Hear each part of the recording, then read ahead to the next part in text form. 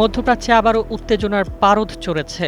গভীর রাতে ইরানের একের পর এক এলাকায় বিস্ফোরণের শব্দে কেঁপে ওঠে জনপদ। বুশেহর, চোগাদাক ও কোনারাক সহ দক্ষিণাঞ্চলের একাধিক স্থানে দফায় দফায় বিস্ফোরণের ঘটনায় নতুন করে যুদ্ধের শঙ্কা ছড়িয়ে পড়েছে। তবে এসব হামলার সঙ্গে কোনো ধরনের সম্পৃক্ততা নেই বলে স্পষ্ট দাবি করেছে যুক্তরাষ্ট্র। ইরানের আধা সরকারি সংবাদ মাধ্যমগুলোর বরাতে জানা গেছে, বুশেহর শহর ও আশেপাশের এলাকায় রাতভর একাধিক বিস্ফোরণের শব্দ শোনা যায়। বুশেহরের কাছে রয়েছে ইরানের গুরুত্বপূর্ণ পারমাণবিক বিদ্যুৎ কেন্দ্র, ফলে ঘটনাটি ঘিরে উদ্বেগ আরও বেড়েছে।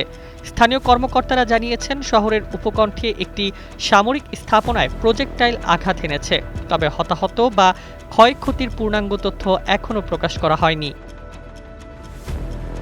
ঘটনার পরপরই যুক্তরাষ্ট্রের সেন্ট্রাল কমান্ড আল জাজিরাকে জানায়, গত কয়েক ঘণ্টায় ইরানের ভেতরে যুক্তরাষ্ট্র কোনো হামলা চালায়নি। বিস্ফোরণের উৎস বা এর পেছনে কারা রয়েছে সে বিষয়েও ওয়াশিংটন আনুষ্ঠানিকভাবে কোনো মন্তব্য করেনি। এদিকে বিস্ফোরণের ঘটনার মধ্যেই ইসরায়েলের প্রধানমন্ত্রী বেনিয়ামিন নেতানিয়াহু বলেছেন, ইরানের সঙ্গে চলমান সংঘাত এখনও শেষ হয়নি এবং সামনে আরও কঠিন চ্যালেঞ্জ অপেক্ষা করছে।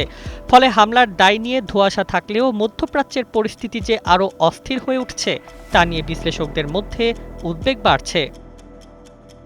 ভঙ্গুর যুদ্ধবিরতির পর নতুন করে বিস্ফোরণের এই ঘটনা মধ্যপ্রাচ্যকে আবারও অনিশ্চয়তার মুখে ঠেলে দিয়েছে। এখন নজর, রহস্যের এই বিস্ফোরণের নেপথ্যে কারা আর উত্তেজনা কোন দিকে মোড় নেয়।